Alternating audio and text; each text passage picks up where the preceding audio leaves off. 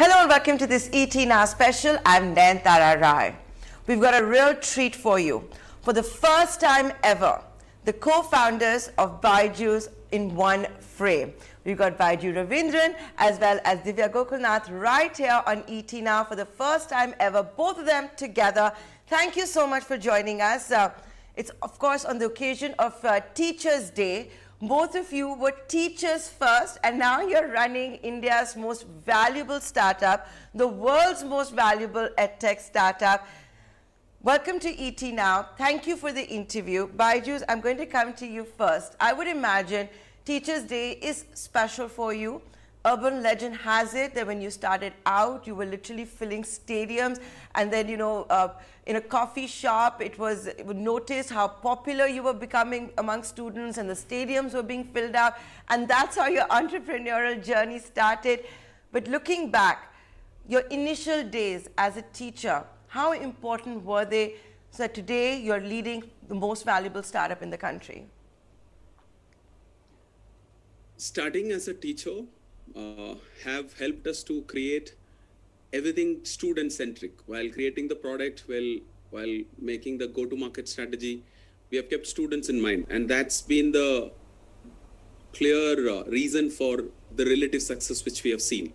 Now, all of us are teachers in one way or the other because we teach someone, we teach ourselves. And that now, for me, I was forced to become a self-learner. In other words, I used to teach and I used to learn. So I used to, first I used to teach myself, and then I used to teach kids in the village, in school, and then in college, and it ended up becoming big. So the idea was not to start a business, it ended up becoming one. Once those initial sessions started creating an impact, it moved from a classroom to an auditorium and then to a stadium.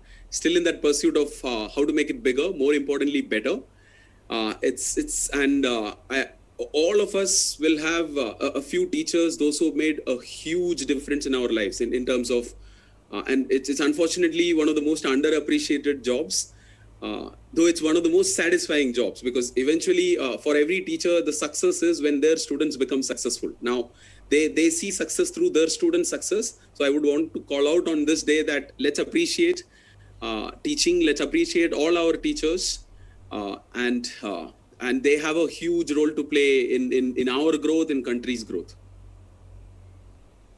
Divya, do you now spend more time teaching or running, the world's most valuable edtech startup?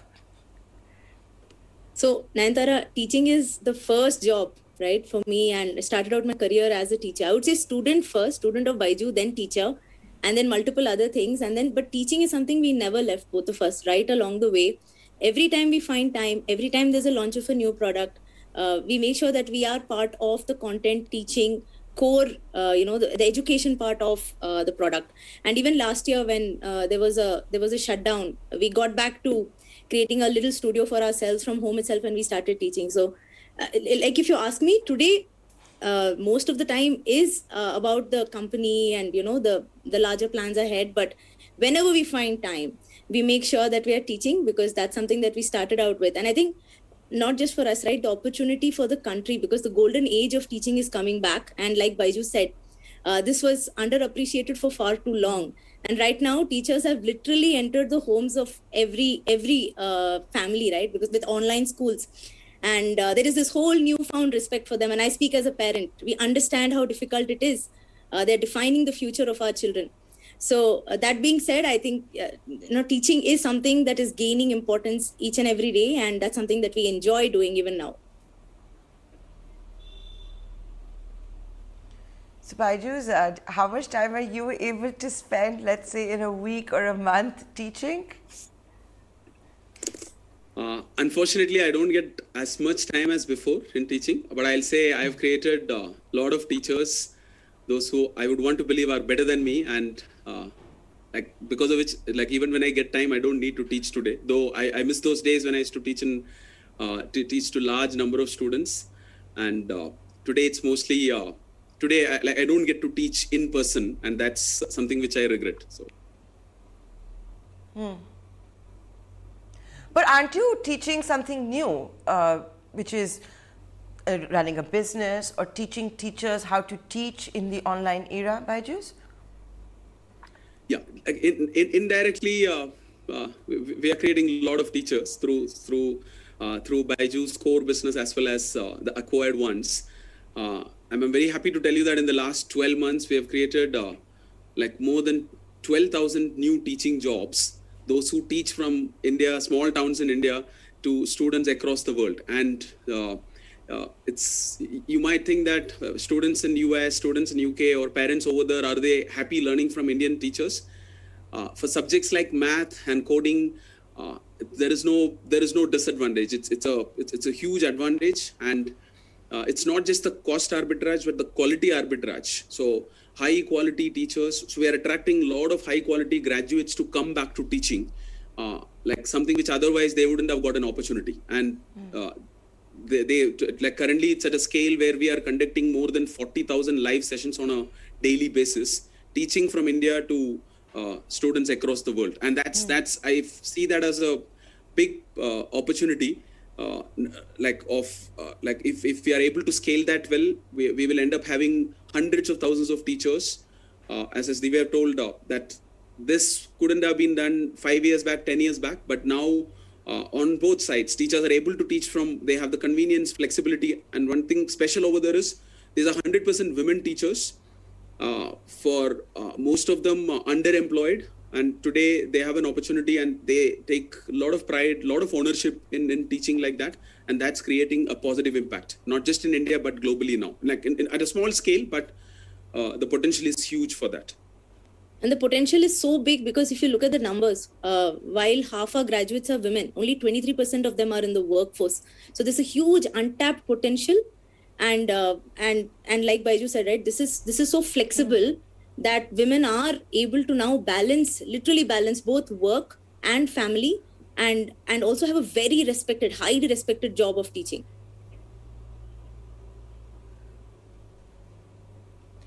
And when you talk about that, I'm sure, and is that something else you're looking into, Byju's and Divya, and whichever one of you want to come in on this one?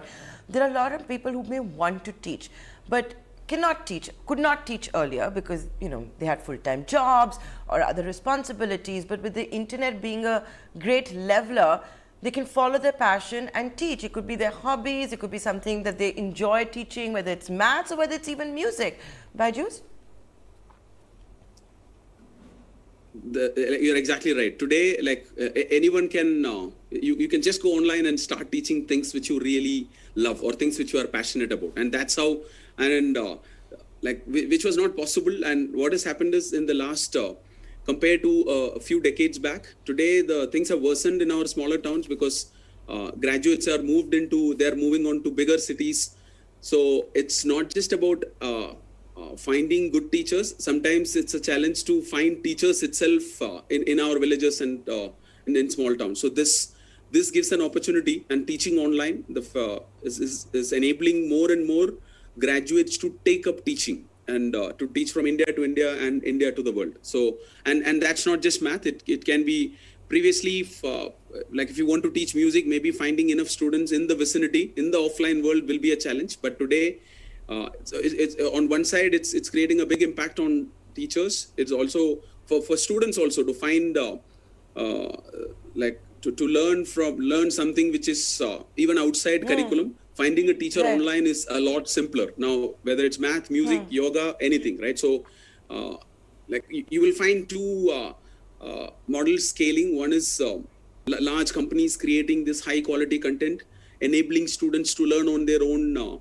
or which promotes active learning. And on the other side, millions of tutors, those who will come online and can bridge this gap. Today, it's a very suboptimal teacher-student ratio in schools, and solving it by building more schools and by getting more teachers into those classrooms, like without using technology as an enabler is almost impossible. And that's been tried for many years and decades. There is an opportunity by using technology as a strong enabler, and there's already strong push towards digital education globally, which got accelerated because of the pandemic. And we should hopefully things will move to a hybrid format where we'll find the best of both, what can be done online and what can be done offline. Like whether it's in terms of helping students to learn better, teachers to teach better. And we all need to appreciate the fact that initial days from struggling to use digital tools. Over the last, teachers have actually been able to learn, unlearn and relearn on how they teach. And because with pandemic continuing for second year, if you see today, teachers, like most of the teachers have been able to adapt to this new normal. And I'm sure they'll all be very happy to go back to classrooms and be in touch with students. But there are a lot of things which can be done better online. And that's what the teachers have realized, and that's what the students have realized. And it's never about 100% online or like 100% offline. Like hopefully we'll settle somewhere in between. No, I was just saying that it is very commendable, because what did not happen in decades for edtech or online education literally happened in days and weeks, and teachers transitioned almost overnight. Institutions transitioned overnight to the new normal of teaching online. So if you compare what's happened over the last 1 year, they've become so much more confident. In most cases where digital infrastructure is available, they become so confident, and they've learned to use technology to help them teach better. And also, like our learnings over the last 1 year, what we've seen is that, and we've experimented with, done a lot of research, and we've launched a 2-teacher model where there is one teacher who is explaining concepts, and then we have another teacher present for a batch of say 20 students who is clearing the doubts. And with this, not only are we ensuring conceptual clarity, we're also ensuring that there is no doubt which goes unresolved. So this kind of a model we've seen, keeps the student engaged well, and also ensures that they're understanding the concept thoroughly. You preempted my next question, which is also, Divya, that, earlier you were in a room. And you could see children shifting, their eyes moving, hiding behind a book, whatever it was. You could figure out whether the kids were paying attention or not.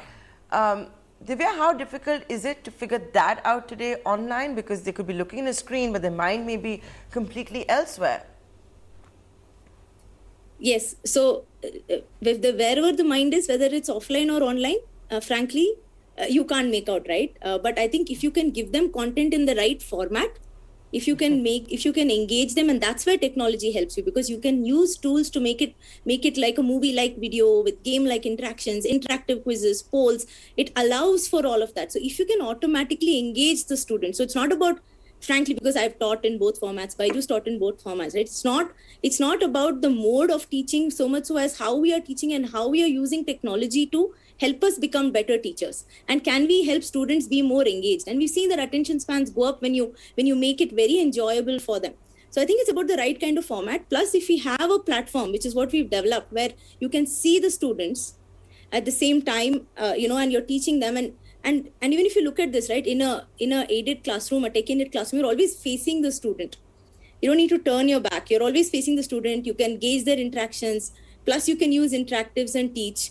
So, and like Byju said, it's not that every subject can be taught online. There are certain subjects that can be taught better online, but there are subjects and there are skills like, maybe social skills, critical thinking, or social skills, or team skills, team spirit. All of that can only be taught when you're with people. So the corridor-based learning, the learning in the playground, all of that cannot be replicated online. Yeah, no. Like I also want to call out, there is still this challenge of digital divide, and there is still a large percentage of large number of students, not a percentage, large number of students also are not having access to a device. So it's also very important to make a difference on that side of the spectrum. So we've started something called Byju's Education for All, only 9 months back. We're happy to share with you that the impact which we have created on that side in the last 9 months, we have actually given out more free licenses than the paid licenses. And the good thing is that for most of the students, this is their primary mode of learning. It's very difficult to solve that challenge by in the physical world. So digital, and if you make sure that they have access to device, and we have partnered with 50 plus NGOs now. Though on one side, we have this huge aspiration of creating the largest for-profit education company in the world.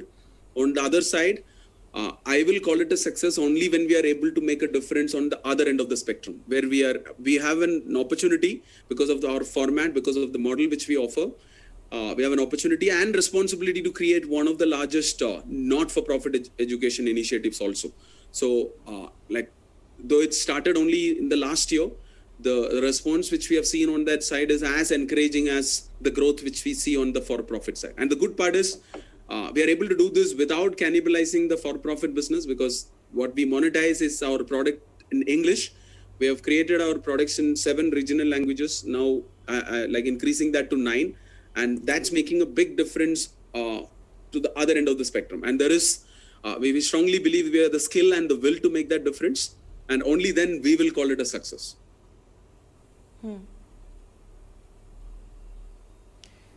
It's a Teachers' Day special, and before I move on to the corporate side of the business, the for-profit side of the business, Raveendran Byju, you have been one of the most celebrated teachers in this country. Starting filling by villages to stadiums, teachers have to upskill as well. Today on Teachers' Day, as a special for them, any tips that you have for them to become better teachers? I think teachers, most of the teachers, they have been able to, to some extent, they were forced to reskill, upskill, and they have done a really good job of doing that. And that's since everyone realized that schools are not reopening, the offline classrooms are not coming back. Initial days, maybe good number of them would have waited, okay, let's wait for a few weeks and things will restart. But from struggling to create PPTs in the early days to using, you see the engagement of multiple digital tools used by teachers. It's very, very commendable, as I already pointed out. Now, in terms of not just in teaching, it's very important in this day and age for all of us to continuously learn and upgrade ourselves. Otherwise, it's very difficult to survive in, if not today, for tomorrow. That's all. Continuous learning, reskilling, upskilling is going to be very, very critical, and that's applicable for teachers. That's applicable for all professionals, right? So we are moving to a world where competency is going to become more important than credentials. Now, credentials will get you help you get a job, but competency is what will decide whether you are able to perform in your profession. Now, and that's what differentiates good teachers from not so good teachers, because and we have all seen that, right? In all profession, there are people who do it because they want to do it. I'll say those who do it by choice.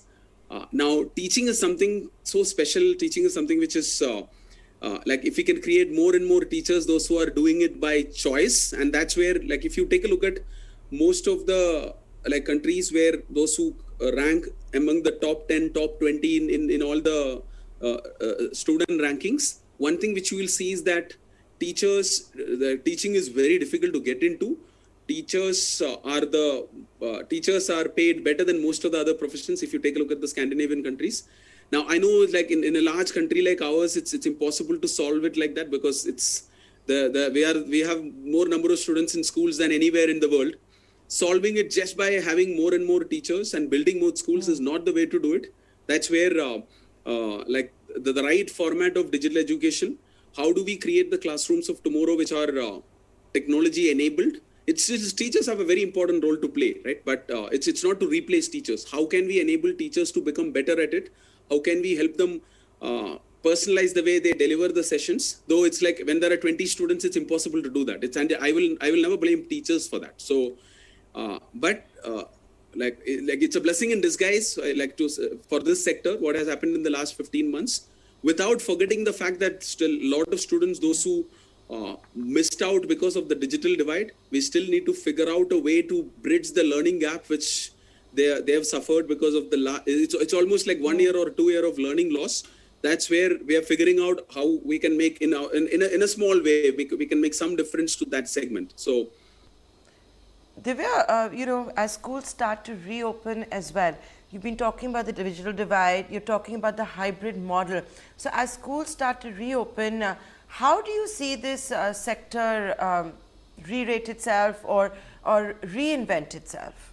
for the post-COVID world?